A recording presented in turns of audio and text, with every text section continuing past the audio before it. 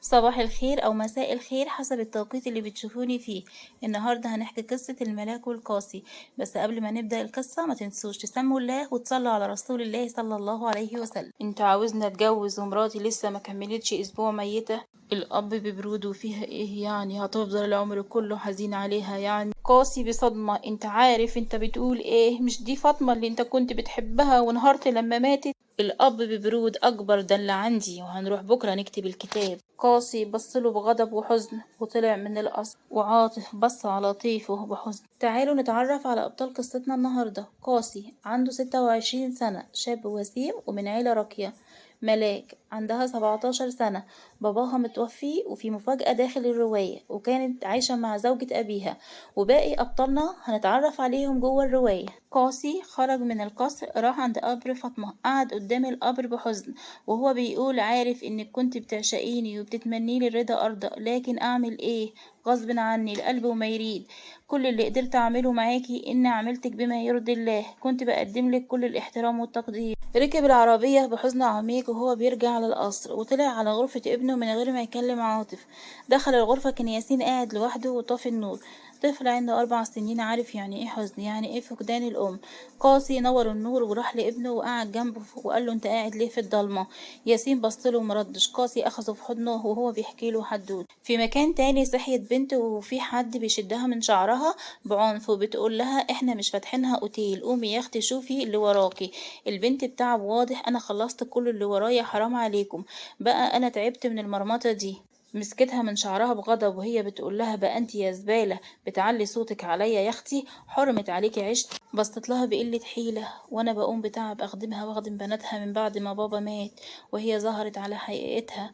قمت جهزت الغدا ولقيت ابنها داخل المطبخ وهو بيمسك شعري وبيقول لي: لسه مصممة يا وحش الكون؟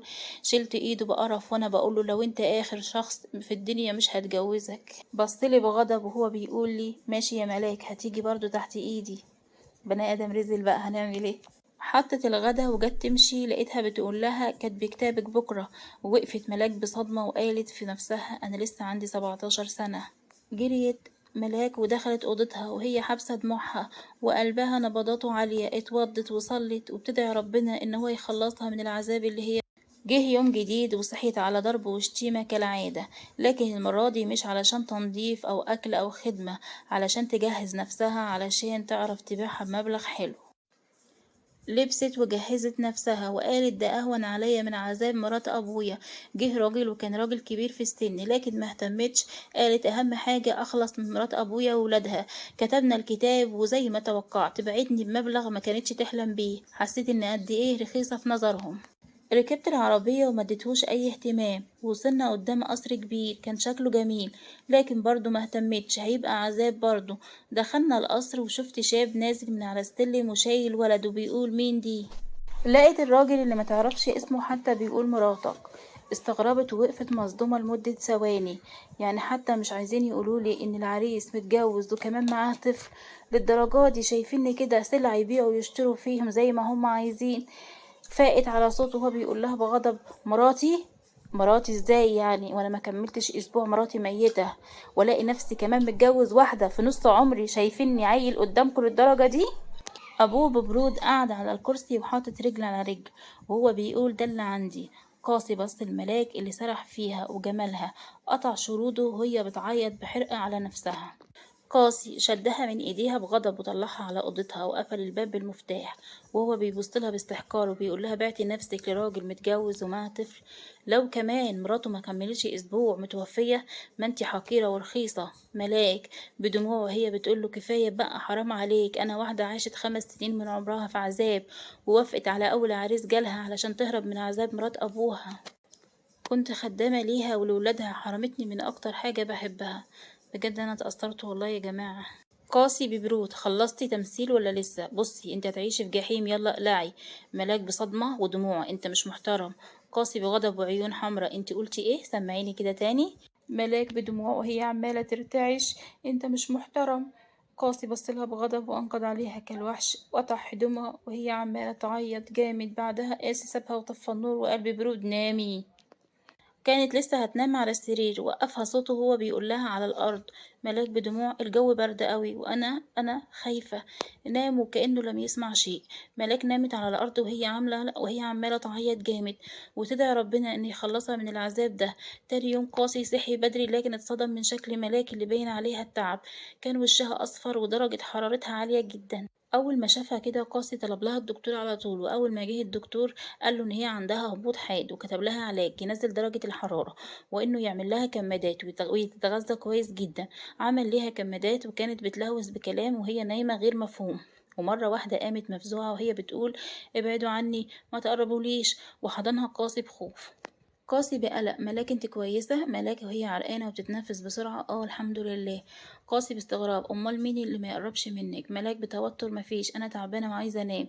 قاسي بصلها ومردش. دخل الحمام واخد شاور وطلع لبس بدلة سودا تبرز عضلات جسمه. ملاك باستغراب: رايح فين؟ قاسي بعدم اهتمام: الشغل، وسابها وخرج.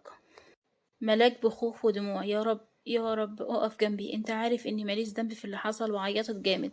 دخل عليها ياسين. ياسين ده ابن مين؟ ابن قاسي. وقرب منها ببراءة ومسح دموعها وحضنها جامد وهو بيقول لها: انت ماما صح؟ ملاك ببراءة وابتسامة رغم وجعها وحضنته وهي بتقول له: أيوة يا حبيبي أنا ماما.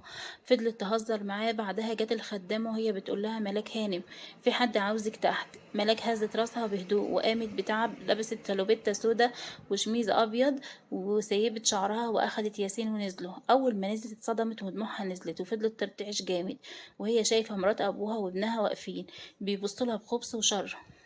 ملاك برعشة في صوتها: نورت يا مرات ابويا. مديحة بغل: اهلا يا اختي. في اللحظة دي دخل قاسي لانه نسي حاجات. ملاك جريت عليه حضنته بخوف ودموع. قاسي باستغراب وحنية: ملاك يا ملاكي مالك؟ ملاك بخوف: مفيش، واغمى عليها. قاسي بخوف: ملاك.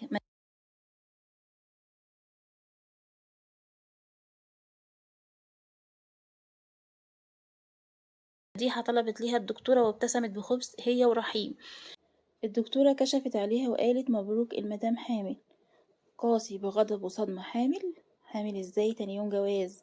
بص كده بصدمة وبيلف وشه لقى ان هي عمالة بتعيط بحرقة، وقالت: والله كدب، والله كدب، انا مش حامل، والله كدب. قطع كلامها قاسي بكف جامد جدا على وجهها: طخ. اه. وهو بيقول لها بقسوة: حامل؟ حامل من مين يا رخيصة؟ انطقي بدل ما ادفنك حية. ملاك بعياط: والله العظيم كدب، والله العظيم كدب. طب اقول لك غير الدكتورة، يمكن غلطت، والله نتأكد يمكن غلطت. دخلت عليها مديحة مرات أبوها الأوضة وهي بتقولها بغل وشماتة: يا سافلة يا رخيصة، حطيتي راسنا في الأرض. كل يوم كنت بشوفك مشيك البطال وأقول هتعقل، هتحترم نفسها، لكن انتي حطيتي راسنا في التين يا زبالة. ملاك بصريخ وانهيار: حرام عليكي، ظلم، والله ظلم، والله ظلم. قاسي بصلها باستحقار وقال: وانا اللي كنت فاكرك ملاك ومحترمة وغيرهم، طلعتي أزبل منهم، اتفوا عليكي. مديحة بصت لها بفرح وشماتة وهي بتقول لها: ربنا يستر على ولايانا، باستغفري ربنا يغفرلك. ملاك بكره ودموع: ربنا حرام عليكي، اتقي الله، اتقي الله بقى، انت تعرفي حاجة عن ربنا؟ حسبي الله ونعم الوكيل. قاسي كان بيبص لشكلها وهي منهارة. كان نفسه ياخدها في حضنه ويطبطب عليها ويقول لها: لو العالم كله كدبك أنا هصدقك. لكن للأسف كلام الدكتورة كان بيرن في ودانه. بص الملاك بصة فيها استحقار وقرف، وخرجوا مع مديحة مرات أبوها وقفلوا الباب عليها بالمفتاح.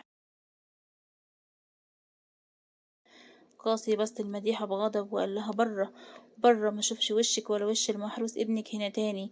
مديحة بغل وحقد سابته ومشيت وهي بتتوعد ليهم بالدمار وان هي هتقلب حياتهم لجحيم. عند عاطف في المكتب كان ماسك ورق وهو بيبص فيه بحزن ودموع.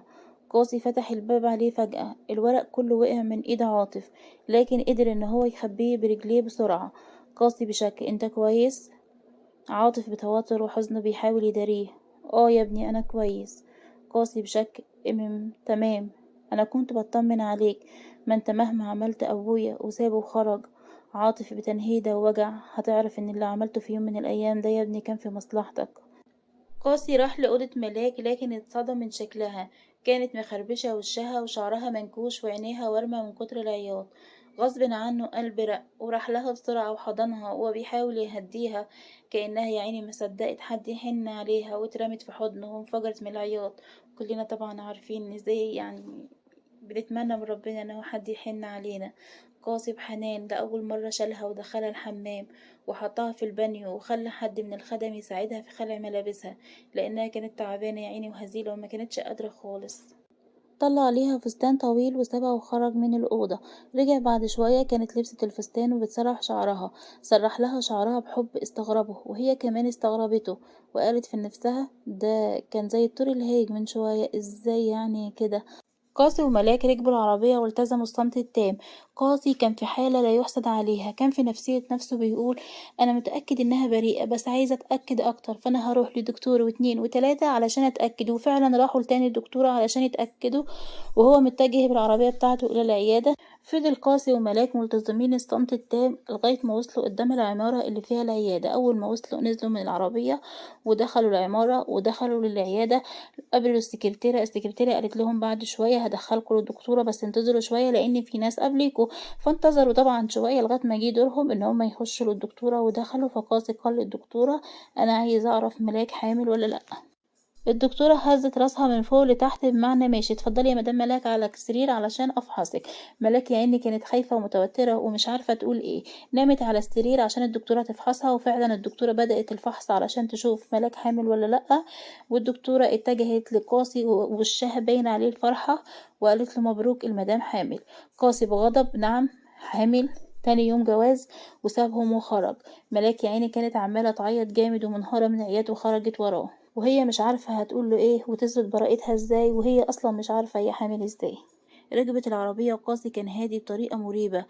ده زاد خوفها اكتر، هي اصلا مش عارفة هي حامل ازاي. بعد وقت وصلوا قدام فيلا قديمة وشدها من دراعها ونزلها من العربية وهي لا مبالاة لان جسمها كله من جواها بيصرخ. دخلوا الفيلا ورماها على الارض بقوة وهو بيقول لها بهدوء مخيف حامل. حامل من مين؟ ملاك بخوف وهي بتعيط هزت راسها بالنفي. ما هي مش عارفة تقوله ايه، هي مش عارفة اصلا هي حامل من مين. قاسي اتعصب وشدها من شعرها بعنف وهو بيقول حامل. حامل من مين يا رخيصة يا زبالة انطقي، بدل ما موتك في ايدي ومحدش هيعرفلك طريق جرة انطقي. ملاك بخوف وعياط هستيري مش انا، لا لا لا انا مش حامل، والله ما حامل، والله يا قاسي صدقني والله ما حامل، ابوس ايدك ابوس رجلك انا والله مظلومة. قاسي بعصبية وصريخ دي كمان كدابة كدابة كدابة ردي عليا، انا غيرتلك العيادة لكن للأسف. وقلب نبرة حزينة كلها حزن طلعتي حقيرة وسهلة ورخيصة. حقيرة سهلة ورخيصة. ملاك كانت بتعيط بس مش عارفة تدافع عن نفسها تقول ايه، ما هي مهما قالت محدش هيصدقها.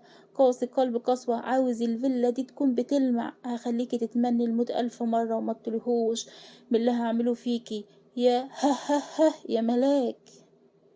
خرج قاسي من الفيلا ودموعه نزلت لا إرادية. قلبه مش مصدق، هو معترف إن حبها من أول نظرة لكن للأسف كسرته وطلعت زيها. خلال الأحداث إن شاء الله هنعرف مين هي.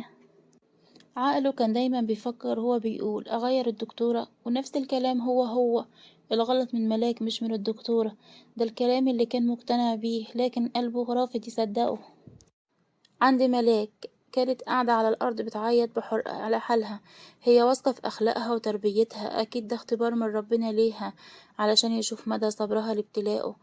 قامت من على الأرض بتعب وحزن وتودت وصلت وهي بتعيط بحرقة، كانت بتدعي ربنا إن هو يظهر براءتها قدامهم.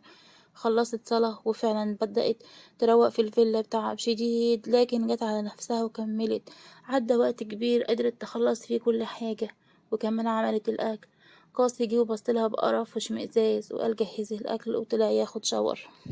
ملاك في المطبخ كانت بتعيط من طريقة قاسي ليها، هو شايفها مش كويسة لكن ربنا وحده عارف انها مظلومة. يا رب يا ملاك تكوني مظلومة. عند قاسي خلص ولبس ترنج بيتي ونزل قعد على السفرة ياكل ومداش لملاك اي اهتمام. خلص اكل وسابها ومشي وهي بتبصله بدموع، حتى ما قالش ليها شكرا او تعالي كلي. نزل وهو لابس بدلة ومشي من غير ما يعبر ملاك. قاسي رجع من بره لكن اتصدم صدمة عمره لما لقى ملاك مرمية على الأرض وفي رغاوي بيضة طالعة من بقها. جري عليها بسرعة ووداها المستشفى وهو بيقول بأعلى صوته ترولي ترولي بسرعة. أخدوها منه ودخل غرفة العمليات وهو قاعد قلقان بره كان بيدعي ربنا إنه ينجيها رغم خطأها. عدى وقت طويل جدا مما دب الخوف في قلب قاسي. فجأة طلعت الدكتورة بتاعه وهي بتقول الحمد لله المريضة فاقت، نجت من الموت بعجوبة. قاسي قال طب والجنين؟ الدكتورة قالت باستغراب جنين؟ جنين ايه؟ انت بتتكلم عن ايه؟ عن أنسة ملك؟ وسابته ومشيت. قاسي وقف مصدوم. معقول؟ يعني ايه هي فعلا مظلومة؟ طب والدكتورة؟ كان واقف بيتعجب من الكلام، كان واقف تايه مصدوم مش عارف يعمل ايه. معقولة هتسامحه بعد ما شك في أخلاقها وتربيتها وهنها؟ طلعوا ملاك على الترولي لكن كانت غايبة عن الوعي تماما، كانت زي الوردة الدبلانة. ودوها غرفة عادية وقاسي كان قاعد جنبها، صعبان عليه الحالة اللي هي وصلت ليها. مرة واحدة وملاك نايمة بقت بتهلوس بالكلام وهي بتقول كد كد كد بظلم، صدقوني لا لا لا. وقامت مفزوعة هي بترتعش جامد. قاسي بحنية اهدي يا ملاك اهدي. ملاك بصريخ وهي بتقول اطلع برا، اطلع برا يا قاسي، اطلع برا انا بكرهك يا قاسي، بكرهك بكرهك. وانهارت من العياط. قاسي نده للممرضة علشان تديها مهدئ لانها في حالة لا يرثى عليها. قاسي طلع بعد ما نامت وعمل اتصال وبعدها قفل بشر وغضب. في القصر كان عاطف بيتكلم بهمس في الفون بتاعه وهو بيقول أنا خايف يعرف ساعتها مش هقدر أسيطر عليه. المجهول. عاطف لما تعرف هتنهار، أنا خايف عليها قوي. المجهول. عاطف بصدمة ربنا يستر. عند قاسي رنت عليه واحدة وهي بتقول أنا أسفة يا قاسم، سامحني أنا مستعدة أعيش خدامة عندك بس نرجع تاني لبعض. قاسي بغضب جحيمي لدرجة إن اللي في المستشفى كلهم سمعوا صوته وهو بيقول أولا اسمي قاسي مش اسمي قاسم، والشغل ده مش عليا يا بنت وقفل السكة في وشها. قاسي خرج من المستشفى وهو حزين جدا، حزين على اللي بيحصل له واللي بيحصل معاه، وكمان ان هو ظلم بنت بريئة. يا ترى هي هتسامحه ولا لأ؟ كل ده كان بيدور في دماغه. راح لمكان مهجور ودموعه نزلت بغزارة وهو بيقول بصريخ وتعب يا رب يا رب. واللي مع ربنا طبعا ده حاجة كبيرة قوي، اللي مع ربنا عمره ما ينضاب. سند راسه على العربية وغمض عينه بتعب وحزن على اللي بيحصل له. راح المستشفى وكانت ملاك فائت، ملاك بجمود طلقني. قاسي بغضب وانفعال انتي. ولسه قاسي هيقول انتي قبل ما يكمل كلامه لقى ألم قوي جدا من عاطف وهو بيقول بغضب عاوز تطلق مراتك تالت يوم جواز؟ لا وكمان خليتها خدامة عندك؟ انت ايه قلبك ايه يا اخي؟ قلبك ايه؟ عرفني انا عايزه اعرف قلبك ده ايه. قلبك ده حجر مش انسان. قاسي بغضب دي مراتي اعملها زي ما اعملها، محدش ليه دخل، غلطته بعلمها الادب. عاطف بتعب يا ابني حرام عليك بقى، المفروض تحميها مش تأذيها، ده ربنا وصى عليها. وقال له حاضر اتفضل يا والدي بس روح انت علشان ما تتعبش، وانا ان شاء الله كل الامور هتكون تمام. عاطف بصله بزعل وعتاب وغادر المكان. قاسي بصلها بشر بقى انت يا ملاك عاوزه تطلقي؟ عاوزه تطلقي مني؟ ملاك كانت خايفه جدا منه ومن صوته ومن نبره اللي هو بيتكلم فيها. بصت له بغضب وعصبيه وقالت له وهي متماسكه جدا وبكل تماسكها ومع ان جواها الخوف بس قالت انا عاوزه اتطلق. ايوه يا قاسي ايوه انا عايزه اتطلق ومش عايزه اقعد معاك تاني. عارف ليه؟ علشان انت مش بني ادم، انا مش جارية عندك. وبعدين قالت بعياط جامد وهي بتعيط انت جاي تصدق دلوقتي اني مظلومه؟ ما صدقتش ليه من الاول؟ ليه يا قاسي ما صدقتش من الاول لما حلفتلك ان انا بريئه؟ كنت اتمنى انك تصدق من الاول. حرام عليك انت حسستني ان قد ايه ماليش اي 30 لازمه. انت جيت على كرامتي وهنتني وسكت، شكيت فيا كتير وفي اخلاقي وسكت، عملتني اسوأ معاملة وكمان معاملة الخدامين وسكت. لكن مش هسكت تاني يا قاسي ومش هخاف منك تاني. قاسي وعينه بتطق شرار. كل ده جواك يا ملاك؟ ماشي بس بقى جهزي نفسك يا حلوة انتي علشان انتي داخلة على جحيم. عارفة اسمه ايه؟ جحيم القاسي. ملاك بكل ابتسامة، ابتسامة كلها استفزاز وتجاهلته تماما. في مكان تاني كان في بنت بتتكلم بخبث وهي بتقول هروح له. صاحبتها بصدمة نهار ابوكي اسود، انت هتروحي الموت برجليكي؟ انت هبلة يا بنت انت هبلة، انت عارفة مين هو اللي انت رايحه له؟ انت رايحة للموت برجليكي. قالت لها ما يهمنيش المهم ان انا اروح له. سوزان ببرود يا بنتي كلمتين حلوين مني هيجي سكة. صاحبتها بخوف قالت سوزان انا ماليش دعوة بالموضوع ده بس اني انا بحذرك، قاسي الهواري مش بيهزر. وسابتها ومشيت. سوزان بغل وحقد طيب ماشي. سوزان بقى بصت كده بكل هدوء وقالت: اما وريتك يا قاسم الهواري وخليتك تركع تحت رجلي، ما بقاش انا سوزان. يا شيخة تنيلي وانت عاملة زي العروسة المولد كده. يا جماعة بجد، بجد يعني يا جماعة، هي حد النهاردة بيهدد راجل؟ يا شيخ. فعلا فعلا هي عاملة زي عروسة المولد. احنا خلاص مقربين على المولد، كل سنة وانتم طيبين. عند قاسي راح مخزن قديم وكانت الدكتورة مربوطة هناك، الدكتورة اللي هي قالت له ان ملاك كانت حامل. قاسي قال بجبروت: احكي يا روح امك. الدكتورة بخوف قالت: انا ماليش ذنب، والله ما ليا ذنب يا قاسي. قاسي بغضب: اخرسي اخرسي، هتحكي قصة حياتك، انا عايز اعرف انت ليه قلتي كده. الدكتورة قالت لقاسي: انا هحكي لك على كل حاجة، بس والنبي ما تعمل فيا حاجة. والله انا هحكي لك. الدكتورة قالت: انا لما شفت اسم ملاك في الكشف استغربت، لان يعني ملاك صغيرة ومحترمة، فاتصلت على مديحة. مديحة دي كانت مرات ابوها، علشان احنا ومديحة صحاب، الدكتورة ومديحة كانوا صحاب، فقالت لي اقول لك كده. هي مديحة اللي قالت لي والله هقول لك كده، انا ماليش ذنب. قاسي بغضب: يا بنت يا عاصم، يا عاصم. عاصم جه والقاسي قال له: البت دي تتعلم الادب وتتربى. عاصم: اوامرك يا باشا. قاسي ركب العربية واتجه ناحية القصر. أول ما وصل نزل من العربية وطلع السلالم جري وراح على أوضته وفتح الدولاب، طلع صورة بنت ودموعه نزلت، لكن قطع الصورة مرة واحدة وهو بيقول بقسوة: هندمك هندمك، والله لا هندمك، مش قاسم الهواري اللي بيتعمل فيه كده. وفجأة ومرة واحدة وهو بيقول بتعمل فيا كده ليه، لقى نفسه قاعد على الأرض بضعف. مهما كان هو إنسان، هو إنسان زيه زينا وليه طاقة وبيحس بيها، بس الراجل، انتوا عارفين ان في رجالة دايما بتبقى يعني مهما حست بحاجة أو موجوعة من حاجة ما بتبينش. هو كده، بس هو إنسان يعني، هو موجوع من جواه لكن مش مبين حاجة. دخل عليه ياسين بخوف وهو بيقول: وحشتني. قاسم ابتسم غصب عنه واخده في حضنه وهو بيقول: وانت كمان وحشتني. ياسين قال له: ماما هتيجي امتى؟ قاسم بحنية: ماما، ماما عند ربنا. ياسين قال له: لا اقصد ماما، ماما ملاك. قاسم بصدمة: ماما، ماما ملاك؟ ياسين قال له: انا بحب ماما ملاك علشان هي طيبة وكويسة وانا بحبها جدا. قاسم ابتسم ابتسامة حلوة قوي وقال: ماشي يا حبيبي، ماما هتيجي النهاردة ان شاء الله. قاسي وهو قاعد لوحده كده كان حزين، وأول ما ابنه دخل عليه وفاجئه بكلامه قعد يفكر ازاي وامتى ياسين حبها. بس هو في نفسه اصلا هي تتحب، لان هو كمان حبها، هو مش واخد باله ان هو حبها من اول يوم ومن اول نظرة.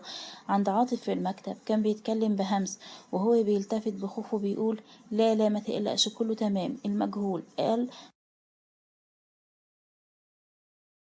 عاطف: لا ما تقلقش، كله تمام، اطمن. المجهول قال عاطف بصدمة: لا طبعا ما ينفعش كده، هيحصل كارثة. المجهول عاطف قفل بصدمة وطلع بتوتر وهو ينهج جامد، كان بينهج جامد جدا جدا. قاسي راح المستشفى واخد ملاك الى القصر. قاسي قبل ما يطلع سمع صوت بنته وهي بتقول بدلع: اخس عليك يا قصقص، تتجوز عليا؟ ملك وقفت بصدمة والدموع متحجرة في عينيها. قاسي قال بزعيق: ايه اللي انت قلتيه ده؟ عيديلي اللي انت قلتيه ده تاني، ايه اللي جابك اصلا؟ مش انا طلقتك؟ البنت بدموع مزيفة: بس انا بحبك. قاسي بغضب مسكها جامد من شعرها وهو بيقول لها: امشي امشي، اطلعي برا يا بنت امشي. سوزي بصت له بغضب وقالت له: والله لا هندمك يا قاسي، هندمك وأعلمك الأدب وأعلمك ازاي تتكلم مع سوزي. وطلعت من القصر وهي كلها شر، كلها شر متوعدة بيه القاسم الهواري. قال ملاك: انا قطعتها. ملاك قالت له بكل برود: ما يخصنيش، وسابته وطلعت. قاسي اتنهد بضيق وطلع الجناح بتاعه وملاك متجاهلاه تماما. دخل ياخد شاور وملاك جالها رسالة على تليفونها، برقت منها جامد ومن الصدمة اللي فيها ودموعها نزلت بغزارة. ملاك مش مصدقة اللي هي شايفاه، مش مصدقة ان هي شايفاه بعينيها. هي شايفة نفسها بهدوم مش كويسة في مواقف مش كويسة، ومكتوب تحتها: لو ما طلقتيش هنزل صورك على جميع السوشيال ميديا. وشافت نفسها في صورة، ده فضيحة يعني، شافت نفسها في صورة وحشة جدا. طب هي مش مصدقة، ده هي لسه طالعة من صدمة هتخش في صدمة تانية. ملاك ما لقيتش نفسها في اي حاجة من الاحوال غير انها بتلطم جامد على وشها وبتقول: يا نهار اسود، يا نهار اسود. قاسي طلع من الحمام، اول ما شافته خبت التليفون جامد بتوتر. قاسي لاحظ ده، لاحظ انها متوترة، فقال لها: انت كويسة؟ قالت له قال لها طب انتي بتعيطي ليه؟ قالت له ملاك بتوتر ورجلجة. مفيش، انا كويسة. قاسي بصلها وقال لها انتي متأكدة ان مفيش حاجة؟ ملاك وهي باصة في الارض من كتر التوتر. قاسي سابها ومشي وهو حاسس ان في حاجة هي مخبياها عليه.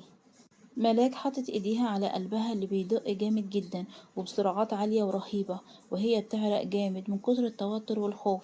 راحت مسكت الفون برعشة وهي بتكتب مين معايا. مش المهم تعرفي مين، المهم تنفذي اللي قلت عليه، بدل ما تلاقي فضيحتك مالية البلد كلها على السوشيال ميديا. ملاك قفلت التليفون ورمته بعيد وهي بتقول اتطلق ايه الكلام ده؟ انا في اول اسبوع جواز. يا لهوي، يا لهوي، الناس هتقول عليا ايه؟ انا مش مصدقه نفسي، انا مش مصدقه حاجه خالص. انا خلصت من مرات ابويا وابنها. يا رب يا رب، انت اللي عالم بحالي. يا رب ايه اللي بيحصل لي ده؟ دخلت واتوضت وصلت وهي بتدعي ربنا ان هو يساعدها ويقف جنبها ويفك كربها. يا رب ان شاء الله يفك كربها. عند قاسي نزل لابوه وهو بيقول له بشك انت في حاجه مخبيها عليا. عاطف بتوتر. حاجه ايه؟ انا مش مخبي عليك اي حاجه. قاسي بديك. طيب، لما تحب تقولي حاجه انا موجود. طب انا رايح الشغل. عاطف بتوتر. تمام يا ابني، ربنا معاك. قاسي طلع وعمل مكالمه واتنهد بضيق. عند عاطف دخل المكتب وعمل مكالمة وخرج وهو ملامح وشه متغيرة 360 درجة. ملاك خلصت صلاة وكلمت صاحبتها دي اسمها نيرة ديت صاحبة ملاك، وهما الاتنين بيحبوا بعض جدا، ونيرة بتعتبرها انها اختها وملاك كذلك.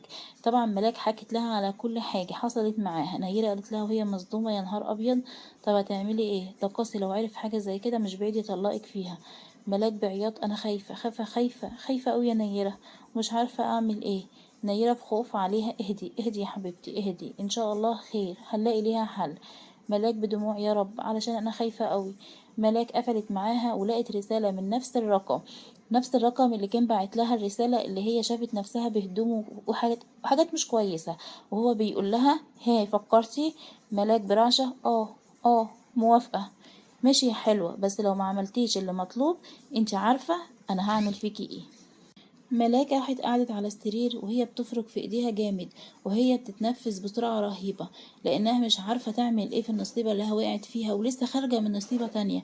قاسي دخل عليها لكن اتصدم لما لقاها بتعيط بهستيريا. قاسي حضنها بخوف وهو بيقول لها انت كويسة يا ملاك. ملاك بعدت عنه وهي بتقول قاسي انا عاوزة اتطلق. قاسي اتكلم بهدوء مخيف وهو بيقول ملاك بتهور وانهيار. حرام عليك بقى، انا بسببك كنت هتفضح. سيبني في حالي. بقيت انا بكرهك، ملاك اخدت بالها من اللي قالته ليه وهي بتقوله بتوتر انا قاسي بحدة. في ايه يا ملاك؟ ملاك فيكي ايه؟ ملاك بضعف. في حد مهددني بصور مش كويسة، وانفجرت في العياط وهي بتقول والله انا لو ما اتطلقتش هنزل الصور على السوشيال ميديا. قاسي بهدوء اهدي يا ملاك، اهدي يا ملاكي، اهدي ووريني الرقم والصور. ملاك جابتهم بتوتر وادتهم لقاسي، اللي اول ما شاف الصور الدم غلي في عروقه وعينه احمرت بطريقة مريبة، لانه شاف مراته في حاجة يعني لا يحسد عليها. فأي راجل يا جماعة بيشوف مراته في مواقف زي كده طبعا الدم بيغلي في عروقه.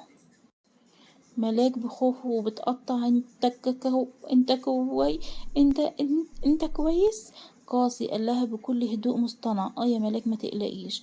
قاسي اخدها ونزل تحت وقعدوا قاطع عليهم دخول شخص. ملاك اول ما شافته اغمى عليها وقاسي وقف من الصدمة.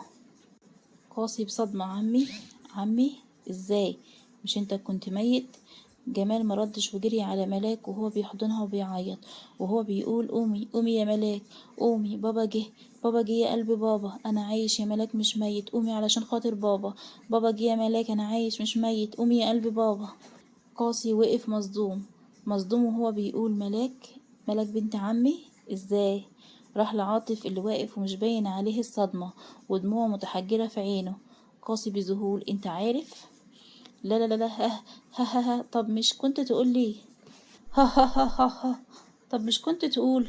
حرام عليك، شايفني بتعذب 4 سنين، عليها أكتر بنت بحبها وأنا فاكر إنها ميتة 4 سنين، وأنا كل يوم بتعذب على فراقها وفراق عمي. حرام عليك، ليه ما تقوليش؟ أنا قعدت في مصحة سنة علشان أتعالج، ليه سبتني بتعذب؟ ليه ما قلتليش؟ ليه يا بابا ما قلتليش؟ ليه؟ حرام عليك. ها ها ها، هو أنا المغفل الوحيد؟ وقعد يضحك ضحك هستيري. قاسي فجأة قعد على الأرض بضعف ودموع طلع الطفل اللي جواه. عاطف كان واقف بعياط بصمت رهيب، مش قادر يقول حاجة، مش عارف يتكلم يقول ايه. قاسي وهو جواه حزن جامد جامد، لأن أبوه شافه بيتعذب 4 سنين. ازاي هان على أبوه؟ ازاي هان على أبوه إن هو يقعد في المصحة سنة يتعالج علشان حبيبته اللي فاكر إنها ماتت، وعمه كمان اللي فاكر إن هو مات؟ ازاي أبوه سابه ان هو يتعذب كل السنين ده كله وما قالهوش، وهو مش عارف يقول ايه؟ وفجأة جمال قرب منه وحضنه بقوة وهو بيقول له اهدى، اهدى يا ابني، انا اللي قلت له يعمل كده، كان في خطر عليا وعلى ملاك، والله انا اللي قلت له اهدى يا حبيبي. عشت 4 سنين بعيد عنكم بس والله غصب عني. عشت 4 سنين بعيد عنكم، عشت 4 سنين وانا بعيد عن بنتي وسايبها تتعذب عند مرات ابوها. اهون عليها من اللي كانت هتشوفه، والله يا ابني اهون عليها من اللي كانت هتشوفه. سامحني سامحني يا ابني سامحني، انا كنت عايش في قلق على طول، والحمد لله اتقبض على الناس اللي كانوا عايزين يأذوني، وركبت اول طيارة وجيت عليكوا على طول. جمال قرب من عاطف وهو بيقول وحشني وحشني قوي يا اخويا، وحشني جدا. عاطف حضنه بضعف جامد وهو بيقول له وانت كمان، والله وانت كمان وحشتني قوي قوي يا حبيبي، انت ما تعرفش انا كنت مفتقدك قد ايه. فاقت ملاك اللي كانت بتبص لابوها بصدمة وهي بتقول بصوت خافت بابا، بابا. جمال جري عليها جامد وهو بيقول لها يا قلبي بابا. ملاك اترمت في حضنه وانفجرت من العياط وهي بتقول له ليه سبتني يا بابا؟ ليه؟ انا كنت بموت في اليوم 1000 مرة من غيرك. جمال حضنها بقوة وهو بيقول بعد الشر يا قلبي بابا، انا ان شاء الله مش هبعد عنك تاني، ان شاء الله مش هبعد عنك تاني. اهدي يا ملاك، والله ان شاء الله مش هبعد عنك خالص. جمال بعدها اتنهد وقال لما رحت تركيا السفارة المصرية اتصلت عليا وقالت لي ان في خطر كبير عليا، بحكم ان انا طبعا راجل اعمال مشهور وكبير. ساعتها منعوا انني انزل مصر وطلعوا شهادة وفاة اني ميت، لكن انا في الحقيقة عايش. ولما الخطر راح نزلت على طول، واهو اديني جنبك يا روح عين بابا، وعمري ما هسيبك تاني. فجأة دخلت نيرة وهي بتنهج وبتتكلم بصوت عالي وبتقول الحق يا ملاك، الحق يا ملاك، الصور انتشرت على النت، الحق يا ملاك، الصور انتشرت على النت. ملاك بصدمة ورعشة في جسمها، يا نهار اسود يا نهار اسود يا نهار اسود، اتفضحت اتفضحت يا نهار اسود اتفضحت، خلاص خلاص اتفضحت. وفجأة قعدت على الأرض وهي بتلطم وبتصوت بانهيار. قاسي عينه احمرت من الغضب وراح لملاك اللي بتصوت بانهيار، ومحدش من العيلة فاهم فيه ايه ولا فاهم فيها حاجة ولا عارف يقول ايه، لان هما مش فاهمين ايه الحكاية. قاسي شالها وطلع بيها على الجناح بتاعه، لكن ملاك كانت في حالة لا يرثى عليها. قاسي اتكلم بدموع وهو بيقول لها اهدي يا ملاكي، اهدي والله لا اجيبلك حقك. قاسي ساب ملاك بتصرخ ومعاها نيرة، وهو خرج من القصر بشر وغضب، واتكلم في الفون بتاعه وهو بيقول لو ما جبتلوش صاحب الرقم راكع تحت رجلي هخليكوا تجهزوا قبركوا بايديكوا. فاهمين، انا عايزه راكع تحت رجلي، انا عايزه دلوقتي حالا تجيبولي صاحب الرقم حالا. الشخص بخوف تمام تمام يا باشا، اليوم حاضر، مش هيعدي غير لما يكون عندك صاحب الرقم.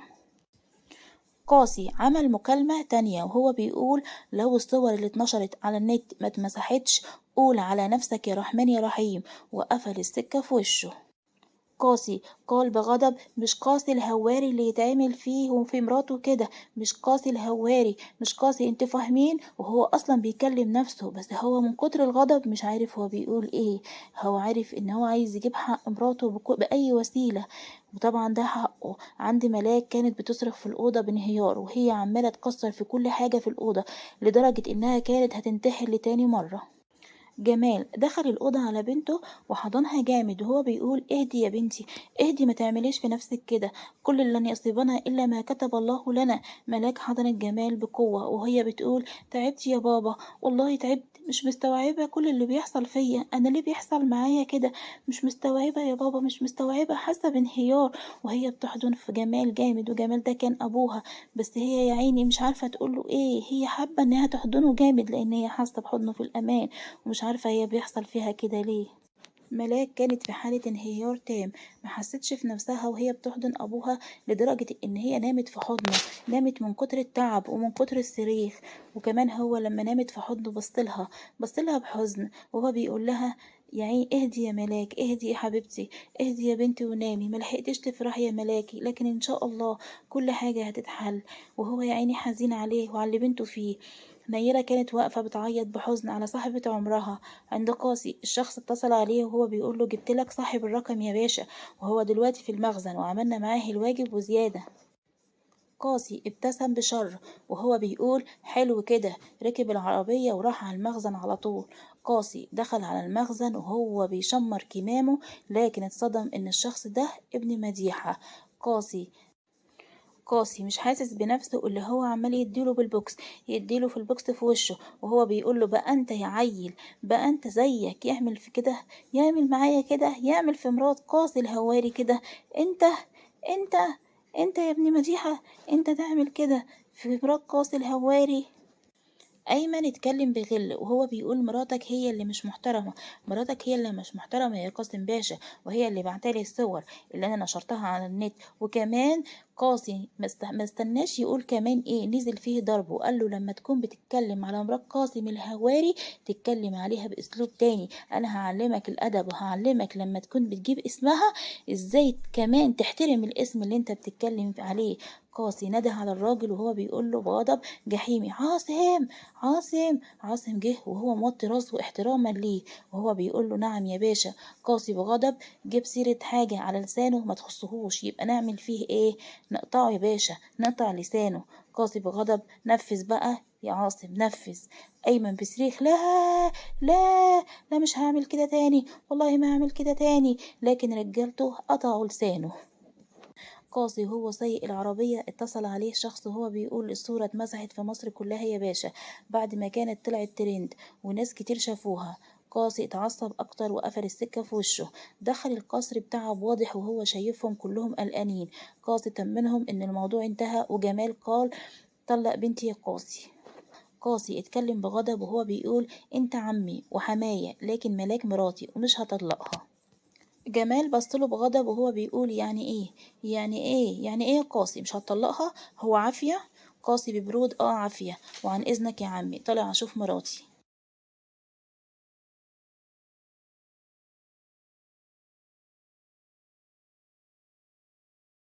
جمال بصله بغضب وقعد على الكرسي، قعد على الكرسي بتعب وهو بيقول بنتي هتضيع مني يا عاطف، بنتي هتضيع مني يا عاطف. عاطف بهدوء ما تقلقش ما تقلقش ما تقلقش يا جمال، قاسي راجل وبيحب ملاك وبيخاف عليها، ملاك بنتك في امان طول ما هي مع قاسي. في الجناح قاسي دخل شاف ملاك نايمة ودموعها على خدها، زعل عليها وحس بذنب تجاهها، وإنه فعلا هو السبب في كل المصايب اللي بتحصل لملاك. اتنهد بتعب وهو بينام جنبها وبياخدها في حضنه ودموعه بتنزل غصب عنه، وهو دموعه نازلة بجزارة. قال يوم ما الاقي حبيبتي يحصل كل ده. زعل على نفسه وعليها، هو مش عارف يعمل ايه. قرر فعلا ان هو يسمع كلام جمال، وقال في سره يعني يوم يا ربي انا مصدقت ان انا لقيتها كده اسيبها بسهولة؟ تصرف خاطئ يا قاسي، ده قدر ومكتوب لها، وانت على طول بتحميها بعد ربنا سبحانه وتعالى، ازاي تسيبها؟ بس لقى نفسه فجأة نزل لجمال وهو بيقول له انا موافق، انا موافق يا عمي، انا موافق اني اطلق ملاك، انا مستاهلهاش. وفجأة وهو بيقول لعمه أنا موافق، أنا موافق يا عم جمال، أنا موافق إن أطلقها، أنا مستاهلهاش، سمع صوت ملاك وهي عمالة تبكي جامد وهي بتقول فعلا ما تستاهلنيش، انت قاسي الهواري، هيتجوز واحدة صورها منشورة وهي بلبس يعني وفي وضع.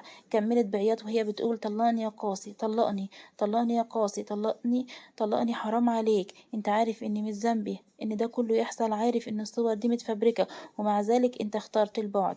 تمام يا قاسي، وانا اخترت كرامتي ومش هعيش معاك اكتر من كده.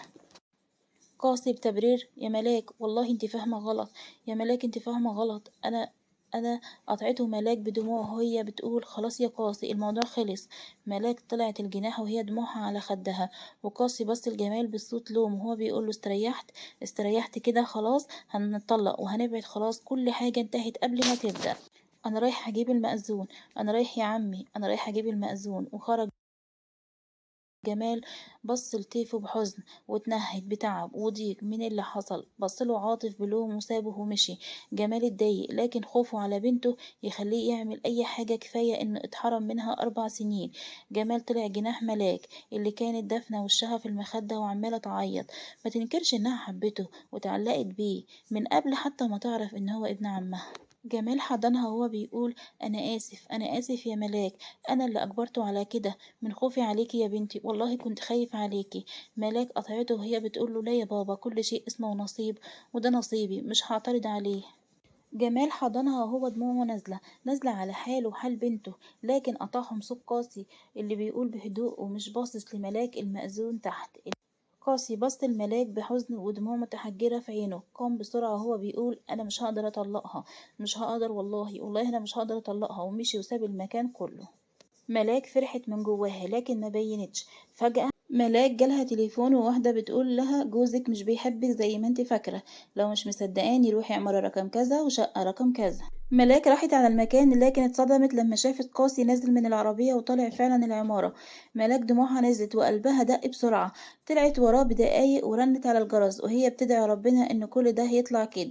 لكن اتصدمت من اللي شافته. سوزان هي اللي فتحت الباب وهي بتقول لها بتوتر ملاك زقت سوزان جامد ودخلت الشقة، لكن اتصدمت من اللي لقيته. لقيت قاضي قاعد وفي ازازة خمر على الترابيزة واغاني شغالة. ملاك قربت منه وهو سكران وضربته بالقلم جامد وهي بتقوله يا حقير يا غشاش يا خاين، يا حقير يا غشاش يا خاين. ملاك سابته وجريت وهي بتعيط. قاسي قام وراها وهو بيجري وراها وبيقول لها ملاك ملاك اسمعيني، انت فاهمه غلط، استني بس يا ملاك، استني بس يا ملاك.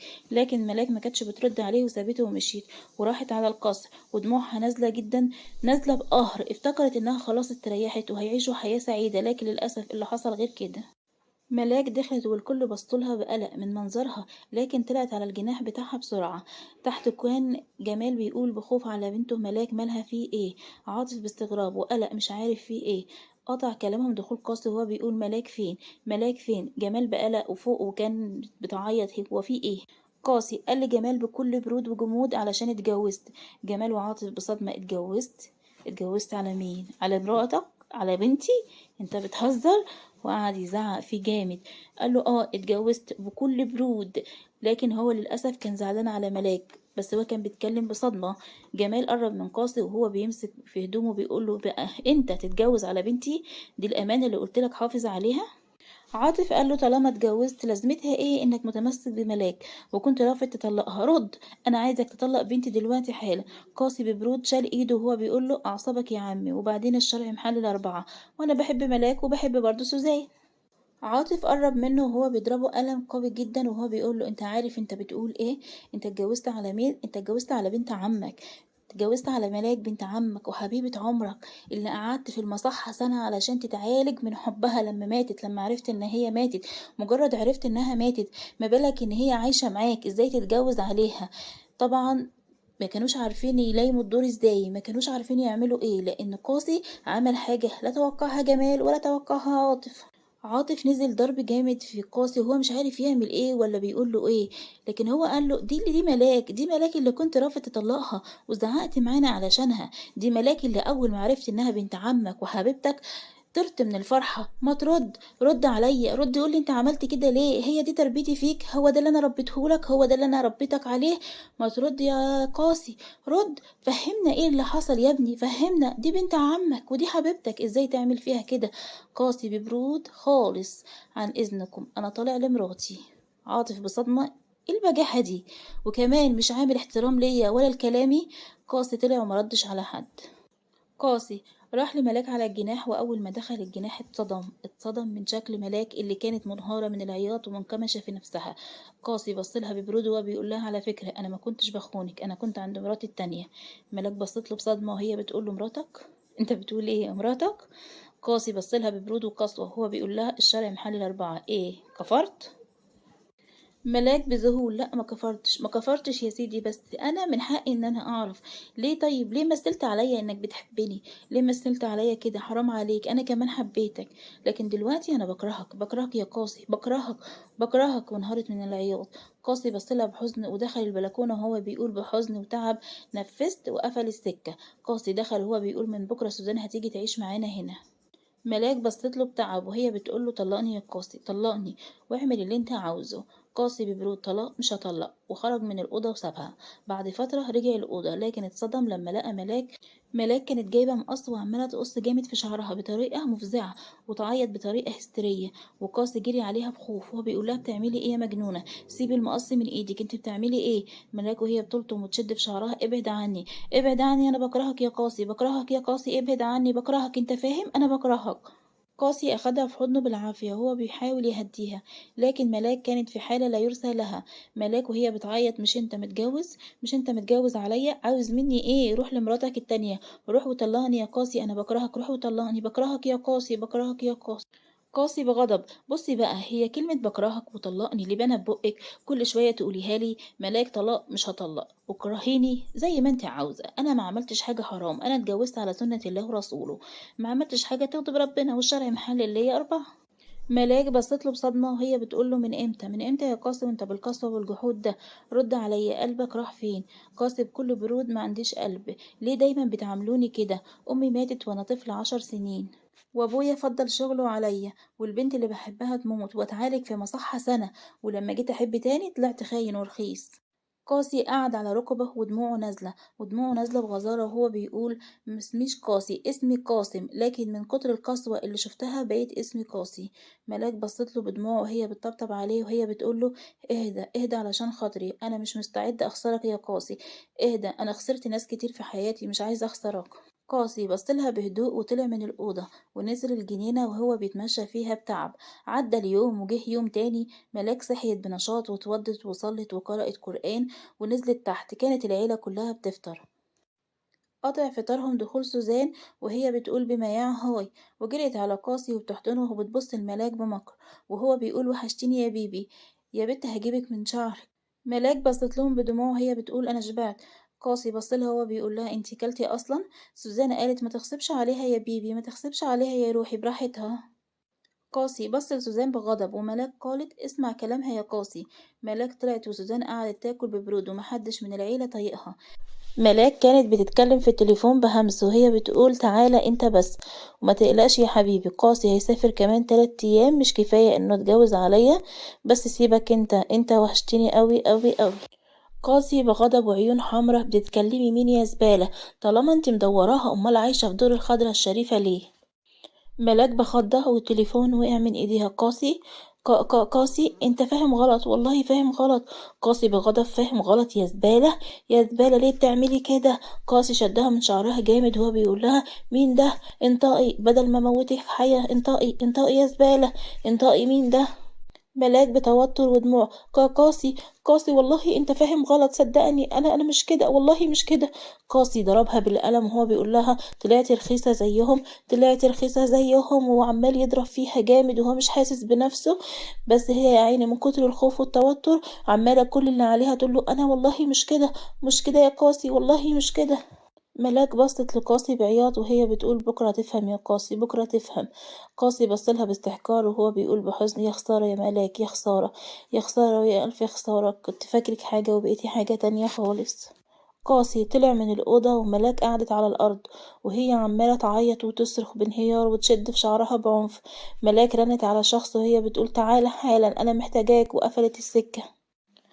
عند قاسي ما كانش عارف يروح فين ويجي منين، كان حاسس نفسه تايه. راح لمكانه المفضل وهو البحر، وهو قاعد عليه بهدوء، دموعه نازلة بطريقة رهيبة، دموعه نازلة في صمت، في صمت غريب، وهو قاعد باصص للبحر كده وكان شارد فيه وهو بيفتكر اللي حصل كله. فلاش باك. قاسي: بحب سوزان، انا بحبك وما اقدرش ابعد عنك، تقبلي تتجوزيني؟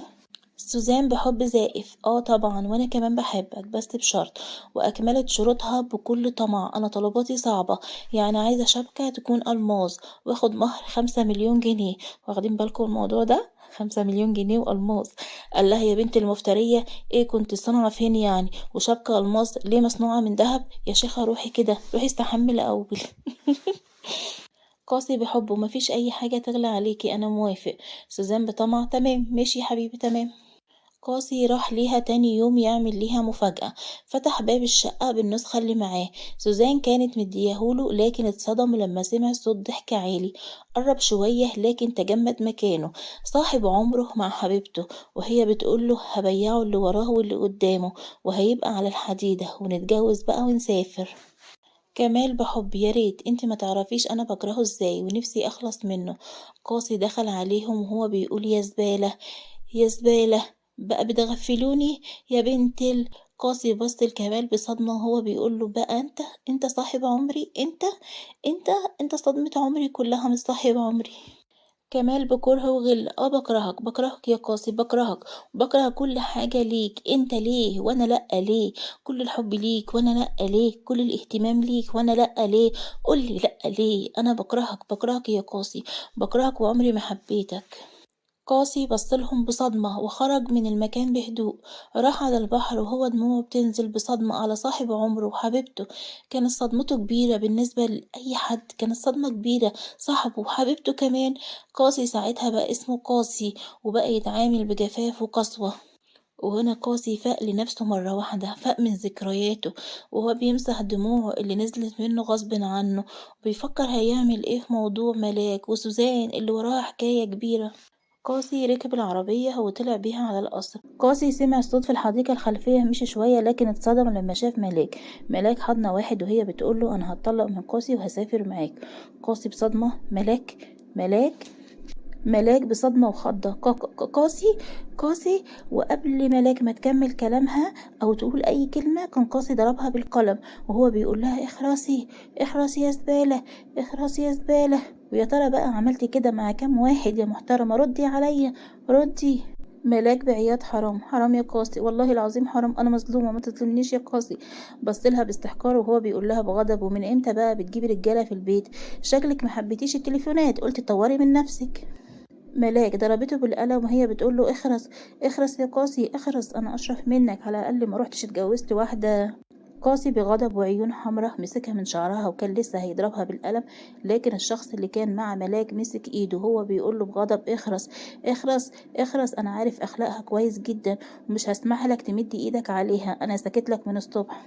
قاسي بغضب جحيمي وشر مسكه من هدومه وهو بيضربه بالبوكس جامد في وشه وبيقول له بغضب ويا ترى بقى انت الشخص الكامل اللي اتعامل معاه كده؟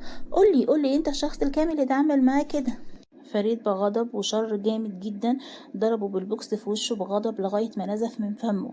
قاسي كان لسه هيردله الضربة لكن قطعهم صراخ ملاك وهي بتعيط عياط هستيري وبتقول خلاص بقى كفاية كده، كفاية يا قاسي، كفاية يا فريد، كفاية. ملاك قعدت على الأرض وهي بترتعش جامد وبتعيط عياط هستيري. العيلة كلها اتجمعت على صوتهم وجمال قال بصدمة فريد بصله بدموع وحزن وجمال قال بغضب ايه اللي جابك هنا؟ قولي ايه اللي جابك؟ مش قلتلك مش عاوز اشوف وشك تاني؟ يا وش الخراب والفقر عليا، امشي اطلع بره. فريد اتنهد بحزن هو بيقول ذنبي ايه؟ قولي انا ذنبي ايه لما اتولد امي تموت رغم اني كنت في اشد الحاجة ليها؟ ذنبي ايه انا لما اتولد تخسر شغلك؟ ذنبي ايه انا في كل ده؟ ذنبي ايه؟ قولي انا ذنبي ايه في كل ده؟ ليه تخليني بعيد عنك كل السنين دي كلها ودلوقتي مستخسر فيا اني اشوف اختي اللي اتحرمت منها كل السنين دي؟ اختي اللي كانت محتاجة اخ وصاحب وسند يكون جنبها تتحامى فيه، بدل المرمطة اللي شافتها في حياتها، بدل التعب اللي شافته في حياتها. احنا كنا انا واختي بنكلم بعض اكننا خوفا منك انك تعرف وتبعدنا عن بعض، فريد دموعه نزلت غصب عنه بحزن هو بيقول قولي انت ذنبي ان امي تموت وانا بتولد؟ ذنبي ايه انك تسيب شغلك لما اتولدت؟ ذنبي ايه؟ قولي انا واحد عايش حياته كلها ذل واهانة ومرمطة لغاية ما ابقى رجل اعمال مشهور قد الدنيا كل الناس تحكي وتتحاكى بيه. جمال بصله بحزن وهو بيقول له: ذنبك إنك ابني، إنك ابني يا فريد. عرفت يعني إيه ذنبك إنك ابني؟ أنا عمري ما كرهتك يا فريد لإنك ابني، لكن اللي حصل كان صعب عليا. بعدتك عني علشان ما تتأذيش مني، وأنا كنت ساعتها مش شايف حاجة قدامي. جمال فتح دراعاته وفريد حضنه جامد وهو بيعيط وبيقول: وأنا عمري ما كرهتك يا بابا. ملاك بدموع وفرح: الله، طب أنا فين، أنا فين؟ جمال بصلها بضحك وأخدها في حضنه بحب وهو بيقول لهم: أنا آسف، آسف، سامحوني، والله أنا آسف، أنا عارف إني ظلمتكم كتير. قاسي كان واقف متأثر باللي بيحصل وفي نفس الوقت مصدوم، كان بيشتم نفسه على تسرعه وغبائه. عاطف قال بضحك: لا، أنا كده هعيط يا جماعة، مش كده. كلهم بصوله وضحكوا لا قاسي اللي واقف بحزن وتعب، لأن قاسي مش عارف رد فعل ملاك بعد اللي عمله هيكون إيه. فريد بصله بهدوء وهو بيقول له: طلق أختي يا قاسي، طلق أختي يا قاسي، هي تستاهل واحد يحبها ويخاف عليها ويثق فيها وفي أخلاقها، مش واحد يشك فيها وفي أخلاقها زيك ويقول عليها الكلام اللي انت قلته. سوزان ردت بشماتة وهي بتقول له: طلقها يا بيبي، طلقها، وبعدين انت مش بتحبها، وبعدين دي عيلة ومش فاهمة حاجة، وانت مش فاضل وجع الدماغ ده، خليك معايا وانا هدلعك. وضحكت بمياعة جامدة قوي. يا جماعة نفسي اموت البت دي. ملاك بصت لهم بضيق وهي بتقول بحزن ودموع: وانا رأيي من رأي فريد، وسابتهم وطلعت وهي بتعيط بحزن وقهر. قاسي طلع وراها لكن كانت بتلم هدومها. ملاك كانت بتلم هدومها وهي بتعيط بانهيار جامد. قاسي باستغراب وصدمة: هتروحي فين؟ هتروحي فين يا ملاك؟ قوليلي هتروحي فين؟ ملاك بسخرية: همشي، همشي وهدور على حل شعري، اصل بنت شمال وبجيب رجالة البيت وما عنديش اخلاق. وبعدها صرخت وهي بتقوله: مش ده كلامك؟ رد، ساكت ليه؟ مش ده كلامك ليا؟ قاسي بدموع: ملاك، أنا آسف، صدقيني أنا آسف، ما كنتش أعرف إنه أخوكي، أنا قطعته. ملاك وهي بتقوله: لا كتر خيرك، شكيت في أخلاقي مرتين وسكت، أهنتني وضربتني وسكت. عارف ليه يا قاسي؟ عارف ليه كل ده؟ عارف عملت كده ليه؟ علشان شفتني ضعيفة ومليش حد يسأل عليا ولا يقفلك ولا يقولك دي بنتي مش واحدة من الشارع. عرفت يا قاسي ليه؟ عرفت ليه؟ قاسي وطى راسه وهو بيقول بأسف: أنا آسف، أنا آسف يا ملاك، والله آسف. ملاك بضحك وجنون: ها ها ها ها، آسف، ها ها ها ها، بقى قاسي الهواري بيتأسف لحتة بنت؟ لا لا، ما ينفعش. بعدها صرخت بوجع وهي بتقول: آسف، آسف، هو أنت فاكر كل حاجة بتتحل بكلمة آسف؟ تبقى غبي يا قاسي. ملاك دموعها نزلت بوجع جامد وهي بتبصله بخذلان، وخرجت بره الأوضة وهي شايلة شنطة هدومها. طلعت من الأوضة ودموعها نزلت بحزن كبير، فهي للأسف حبته جامد، حبته وهي ما تعرفش إن هي حبته. قاسي دموعه نزلت جامد وهو بيكسر كل حاجة في الأوضة بغضب وحزن لدرجة إن إيده نزفت من كتر ما هو عمال يكسر في كل حاجة. قاسي نزل تحت وكانت العيلة متجمعة بما فيهم سوزان. قاسي نزل وجمال بصله وهو بيقوله بعتاب: كتر خيرك، كتر خيرك يا قاسي يا ابني، دي الأمانة اللي كنت سايبها لك.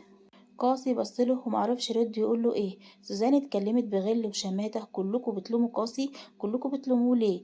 ليه هو مغلطش يعني لما يشوف مراته سوري يعني بتجيب رجالة في البيت ومشيها كله شمال؟ عاوزينه يعمل ايه يعني؟ ما تقولولي عايزينه يعمل ايه يعني؟ ما تردي يا عمي، عاوزه يعمل ايه؟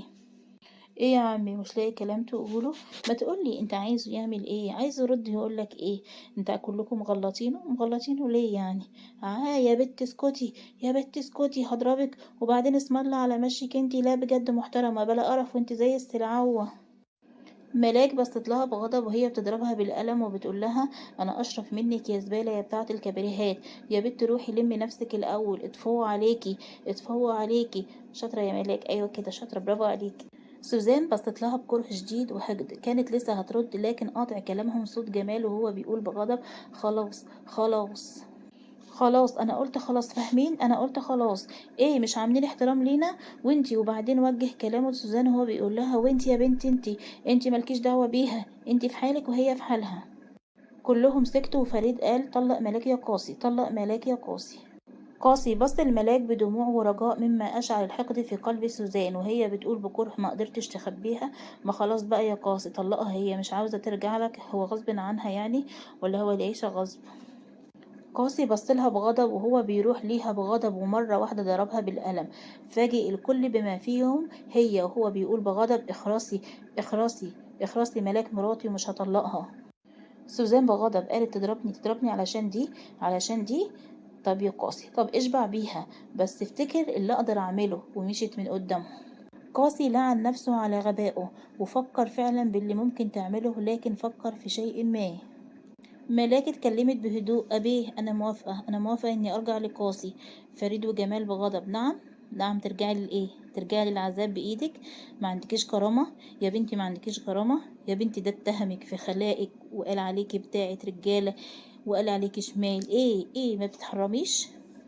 ملاك بهدوء: أنا آسفة، أنا آسفة يا بابا، لكن هو زوجي، ولو عمل كده تاني يبقى في كلام تاني. فريد بصلها بغموض وهو بيقول: وانا موافق. وهو في نفسه بيقول: ايه ده، انا اتجننت؟ ازاي ترجع له؟ بس اكيد في خطة وفي لغز يخليها ترجع له. قاسي فرح جدا وهو بيبوس راسها وبيقول لها: خليكي اسعد انسانة في الدنيا. ملاك ابتسمت ابتسامة بسيطة وما ردتش عليه. سوزان كانت بتبص عليهم من فوق بغل وكره، وهي بتقول: ماشي، يا انتي في البيت، وهنشوف مين بقى فينا اللي هيقعد في البيت. انا حاسه ان انتي اللي هتمشي يا سوزي في الاخر. عدى الوقت وفريد بات معاهم في القصر، وقاسي وملاك طلعوا جناحهم وسوزان في جناحها. في جناح قاسي وملاك، ملاك اتكلمت بحدة وهي بتقول: إياك تفكر تقرب مني. إياك يا قاسي، إياك تفكر تقرب مني، إياك تفكر تقرب مني أو تكلمني. أنا ما عملتش كده من حبي فيك، لا، بس علشان السلعوة مراتك ما تفتكرنيش ضعيفة، وإن هي اللي تنتصر في الآخر. وسابته وراحت نامت على السرير، وهي بتقول في نفسها إن كيدهن عظيم. جدع يا بنت، شاطرة. بعد منتصف الليل قاسي قام من على السرير وهو بيتسحب وبيدخل أوضة سوزان اللي كانت قاعدة بغضب، وهي بتقول: اتأخرت ليه؟ قاسي بهدوء: معلش يا قلبي، عقبال ما ملاك نامت. أولا أنا آسف على الألم، كان لازم أعمل كده قدامهم. ثانيا أنا موافق أكمل معاكي بقية حياتي، وأنا بحبك يا سوزان، وما اتجوزتكيش علشان أحمي ملاك زي ما هددتيني. ملاك فتحت عليهم الباب وهي بتسقف وبتسقف وبتقول لهم: برافو، تمثيلكم هايل، لا بجد تحياتي ليكم.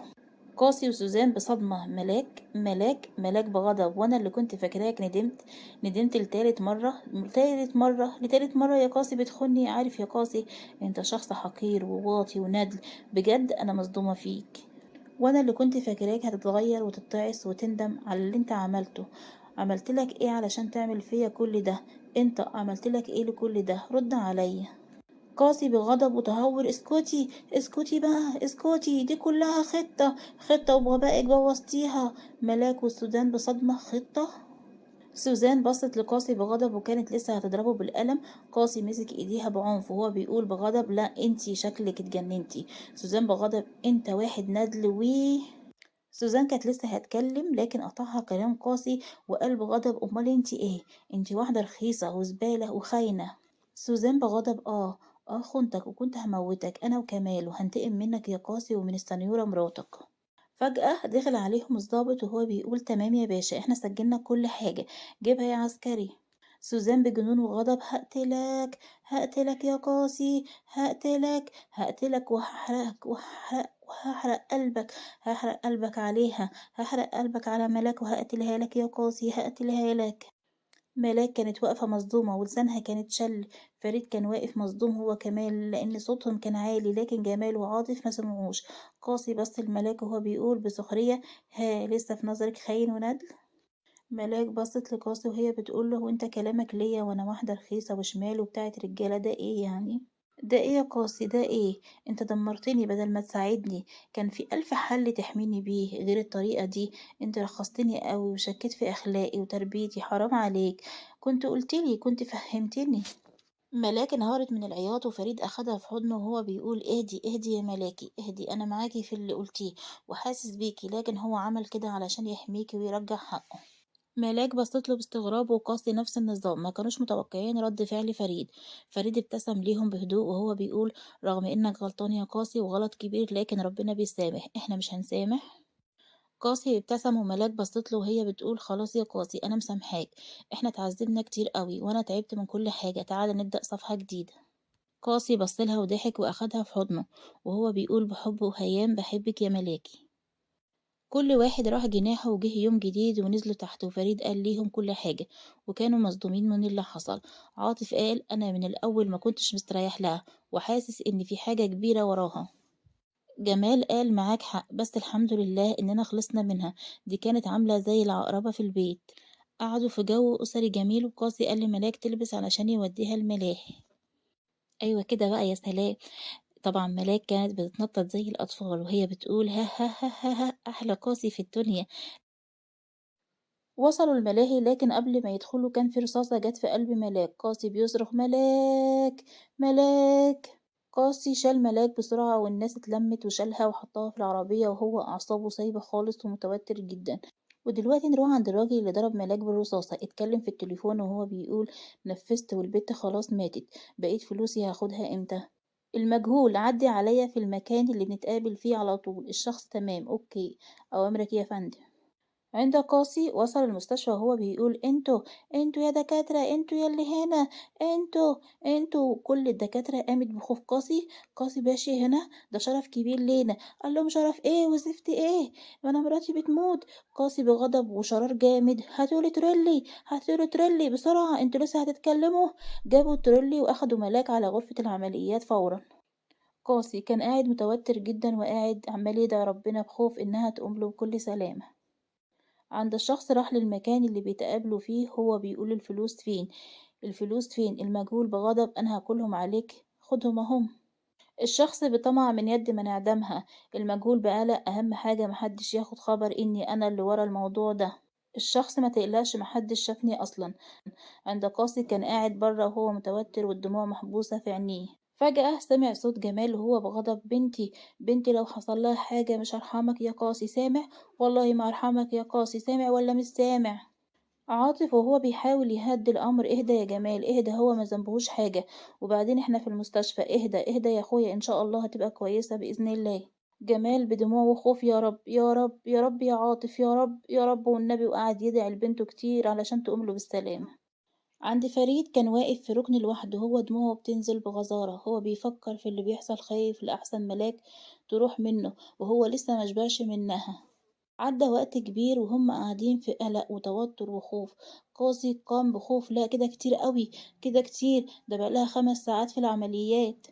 فريد وهو بيهديه اهدى يا قاسي اهدى ان شاء الله خير، ان شاء الله خير.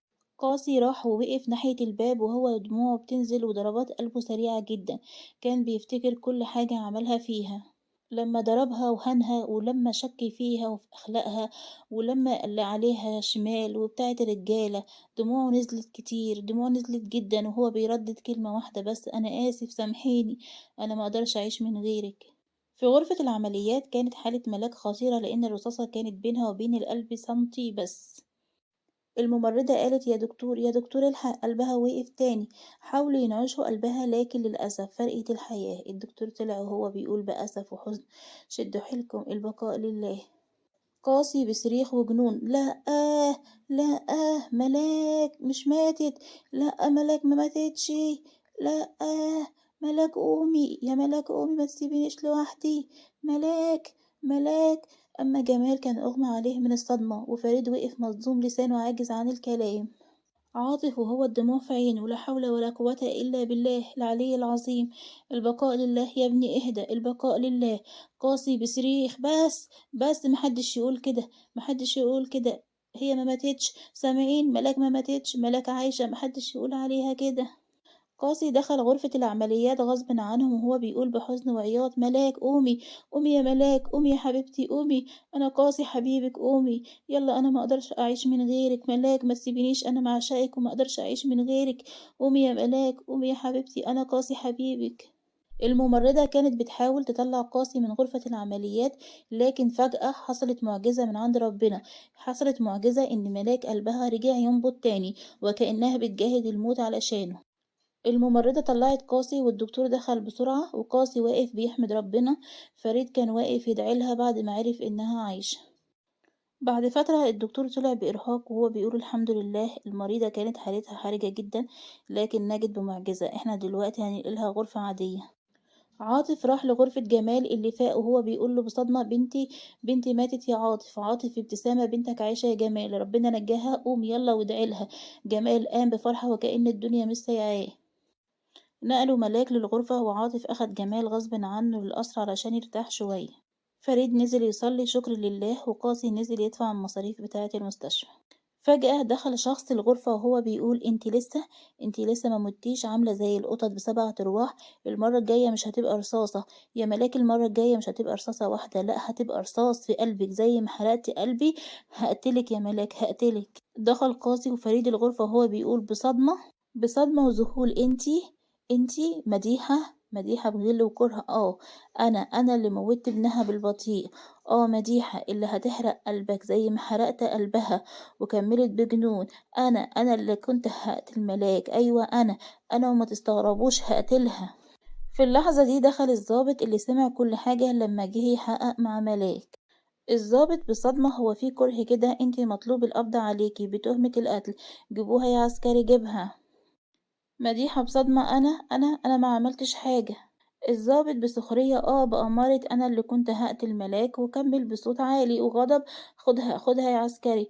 مديحة بغضب وجنون: ياخدني فين؟ ياخدوني فين؟ أنا اللي لازم أقتلها زي ما قتلت ابني بالبطيء. منك لله يا ملاك، انت السبب، منك لله. قاسي بغضب وانفعال: ابنك اللي طبعا انتوا عارفين اللي بيهدد بنات الناس بصور زبالة.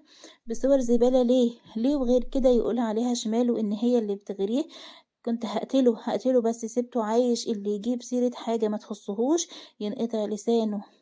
مديحة بصتله بحقد وكره وهي بتقوله: هطلع يا قاسي وهنتقم يا قاسي، والله اللي هنتقم. سامع ولا ما انت سامعني؟ سامع يا قاسي. قاسي بضحك وسخرية جامد: هبقى اجيبلك عيش وحلاوة وانتي في السجن. وكمل بغضب: قاسي الهواري ما بيتهددش. انت عارفة ان قاسي الهواري ما بيتهددش كويس جدا. الضابط اخد مديحة على السجن وفريد واقف مصدوم. معقول اختي تكون اتعرضت لكل الاذى ده والعذاب ده؟ ما شافتش يوم واحد عدل في حياتها. معقول اختي اتعرضت لكل الاذى ده؟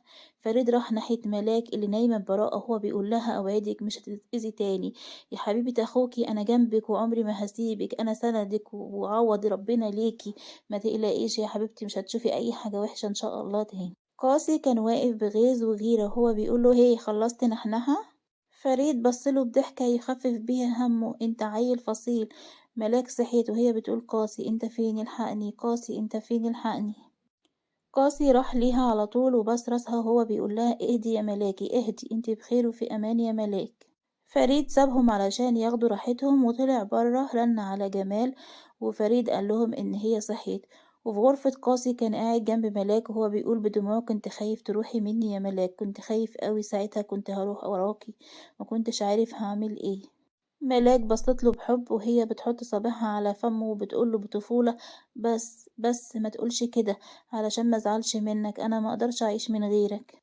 قاسي بس راسها وهو بيقول لها بحب وهيام: اوعدك انك هتكوني من النهارده اسعد انسانة في الدنيا. عقبالنا يا بنات. مرة واحدة الباب اتفتح وجمال قال بخوف: بنتي انت كويسة؟ صح انت كويسة؟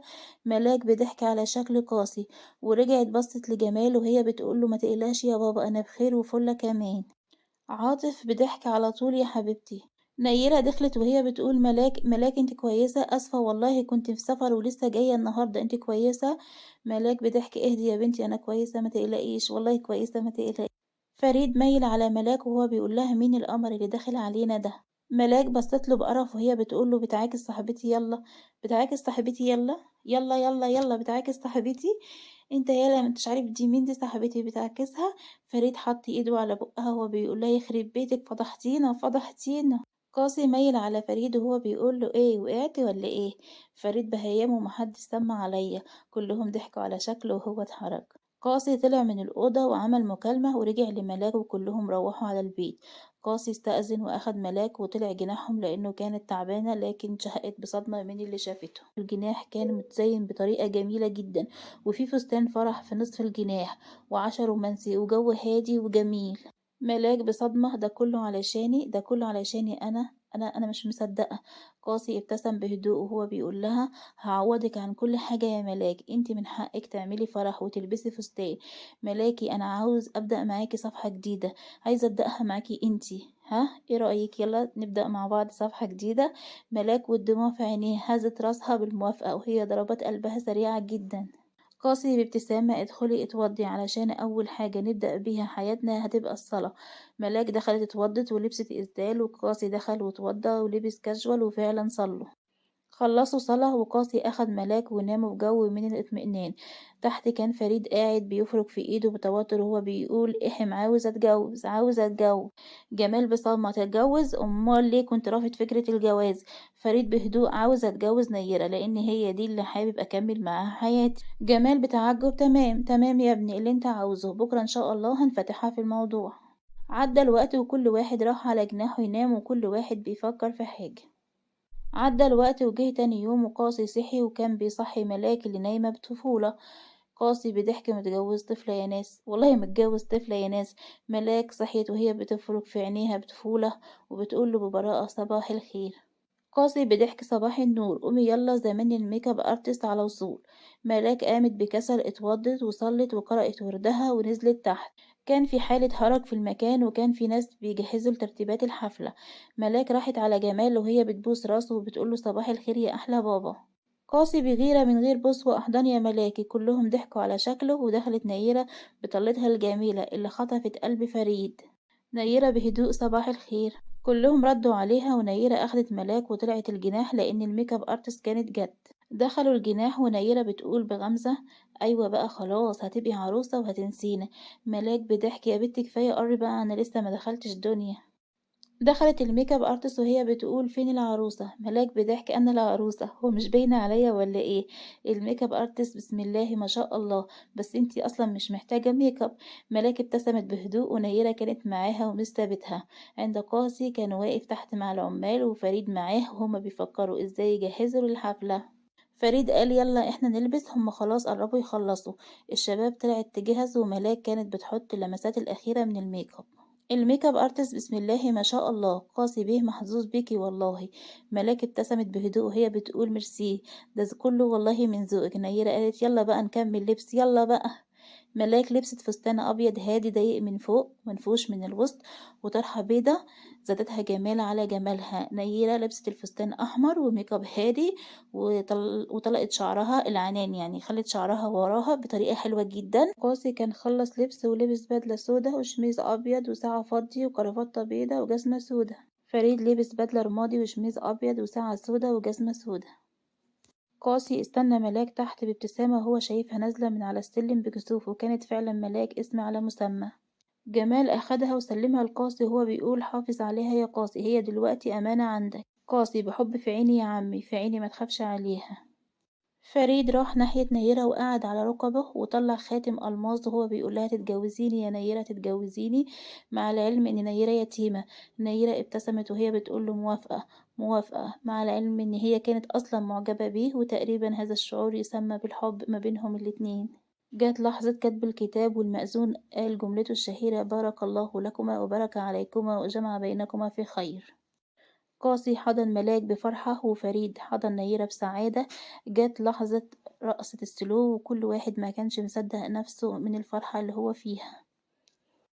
قاسي بحب وسعادة قال: ما كنتش متخيل اني احب تاني واتجوز واكون اسرة تاني، لكن لما شفتك سحرتيني بيكي، بتمنى من ربنا ان يديمك في حياتي يا ملاكي، بحبك. ملاك بفرحة ودموع: وانا كمان بحبك، وان شاء الله ربنا هيعوضنا خير عن كل حاجة، وانك عوض ربنا ليا. عند فريد ونيرة كان فريد بيقول: أنا مش مصدق نفسي، احنا بجد اتجوزنا خلاص؟ نيرة بضحك: وأنا كمان مش مصدقة، انت عوض ربنا ليا. فريد باس راسها بهدوء وهو بيقول لها: بحبك. نيرة ابتسمت بكسوف ومردتش. وبكده تكون تمت قصتنا بحمد الله، وطبعا العروسين عاشوا في تبات ونبات، ويا رب يخلفوا صبيان وبنات. وطبعا كلنا شفنا في أول الرواية إن ملاك عانت كتير جدا، واجهت صعوبات كتير جدا واتجرحت واتظلمت وتعذبت وشافت كتير. وقاسي كمان اتخان واتجرح وتعذب كتير. الاتنين صراحة عانوا كتير، لكن في النهاية ربنا عوضهم، وعاوز يقول لهم لازم يكون في ثقة بين الطرفين علشان العلاقة تكمل بنجاح. الثقة لو معدومة بين الطرفين مستحيل يكملوا. وزي ما شفنا في أول الرواية كل حاجة كانت هتتدمر بسبب قلة الثقة، لكن في النهاية الحقيقة بانت وربنا عوضهم خير عن كل اللي شافوه. يا رب يكون وصل الهدف من روايتنا، وتكون روايتنا خفيفة ولذيذة عليكم. وما تنسوش دلوقتي حالا تنزلوا في الكومنتات وتصلوا على حضرة النبي. ما تنسوش اللايك والاشتراك وتفعلوا زر الجرس عشان يوصلكم الروايات الجاية. ومع السلامة في رواية جديدة. السلام عليكم ورحمة الله وبركاته.